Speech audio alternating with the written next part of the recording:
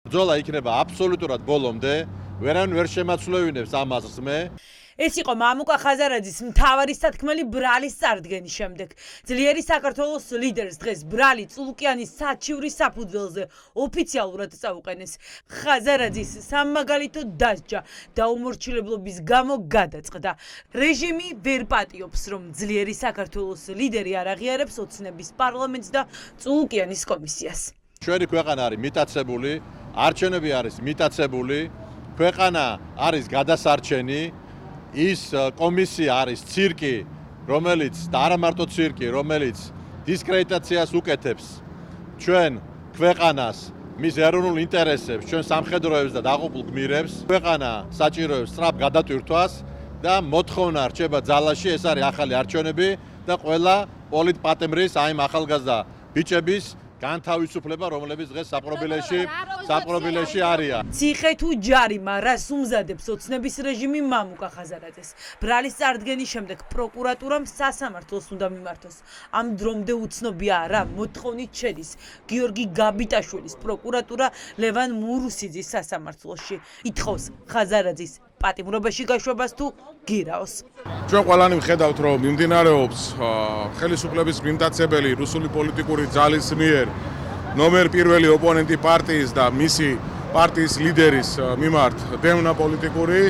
ეს არის ღიად პოლიტიკური სისხლის სამართლის საქმე. რას ემსახურება პროკურატურის მიერ ძლიერი საქართველოს ლიდერის წინააღმდეგ დაწყებული დევნა? ამ კითხვას პასუხი უკვე გაცემული აქვს. ძლიერ საქართველოში დარწმუნებულები არიან, რომ ქართული ოცნების გეგმა, პოლიტიკური ველის მოსუფთავება და ყველა იმ პოლიტიკური ლიდერის განეიტრალება, ვინც ქართულ ოცნებასთან გარიგებაზე არ წავიდა.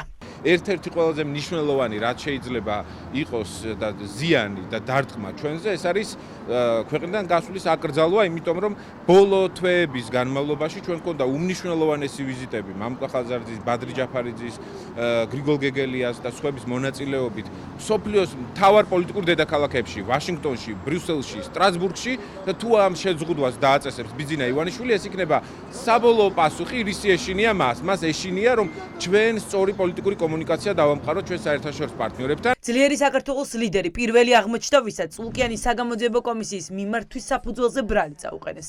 ხაზარაძე 4 დღის წინ სასამართლომ დაკითხა.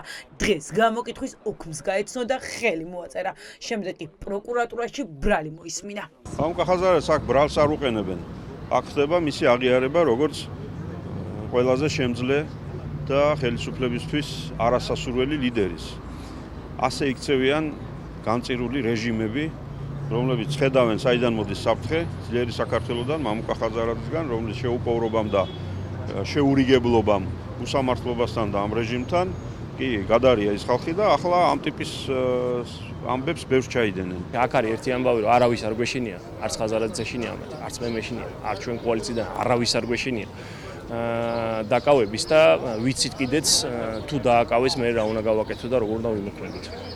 ეს არის ფაქტი, რომ არ დაუხრით ამათ თავს არც ერთ შემთხვევაში. ის რომ ივანიშვილისა და მისი მორჩილი ფარისთვის ძლიერი საქართველო და ყველა პროდასალური ძალა დიდი თავის ტკივილია ხვდებიან ოლიგარქის ოპონენტები. პოლიტიკოსები არ გამორიცხავენ, რომ კონკურენტების გასანეიტრალებლად ქართულმა ოცნებამ შეთითხნილი ბრალდებით ყველა ციხეში გაუშვას. ჩვენ ვართ სრულად სოლიდარული აბსოლუტურად ყველა პოლიტიკური ოპონენტის მიმართ, რომელიც პოლიტიკური ნიშნით იდევნება. დღეს ასეთი პოლიტიკური ლიდერი არის მამუკა ხაზარაძე და ამიტომ რა თქმა უნდა ჩვენ მას კიდევ ერთხელ ვუდასტურებთ უპირობო სოლიდარობას და მხარდაჭერას, მაგრამ ასევე დარწმუნებული ვართ, რომ მასაც ვერ შეაშინებს ივანიშვილის რუსული რეჟიმი პატიმრობით, რადგან ყველას კარგად გვესმის რა დევს სასწორზე და ეს არის ჩვენი ქვეყნის სახელმწიფოებრიობა. ეს ყველაფერი არის ერთი რამის გამო. ეს არის დევნა პოლიტიკური ანგარიშწორება იმისთვის, რომ ბიძინა ივანიშვილმა მოახერხოს ამ ქვეყნის საკუთარ ხელებში სამუდამო დატოვება, თუმცა ცხადია ეს ყველაფერი შედეგს ვერ გამოიღებს, იმიტომ რომ ჩვენ ვხედავთ, რომ პარტიებიც, საზოგადოებაც, სამოქალაქო საზოგადოებაც, მათ შორის კრიტიკული მედიები ყველა ერთად გავართ ამ ბრძოლაში. მამუკა ხაზარაძეს სტევნიან არა იმიტომ, რომ მან რაიმე დააშავა, არამედ იმიტომ, რომ ის არის ბიძინა ივანიშვილის წინააღმდეგე და იმ ავტორიტარიზმის წინააღმდეგ ბრძოლაშია ჩაბმული რაშიც ჩვენ ყველანი ერთად ვართ. ეს არის მთავარი მოტივი. რეალური დამნაშავეები არიან ქართულ ოცნებაში. არალეგიტიმური პარლამენტის მოთხოვნით ხაზარაძე უკვე ბრალდებული. ახლა ძლიერი საქართველოს ლიდერები პროცესის ჩანიშვნას ელოდებიან. ხვალ გახდება ცნობილი მოსამართლე ხაზარაძეს ციხეში გაუშვებს თუ გირაოს სანაცვლოდ გაათავისუფლებს და საქმის განხილვები წულუკიანის მოთხოვნის შეუსრულებლობის გამო სასამართლოში გაგრძელდება.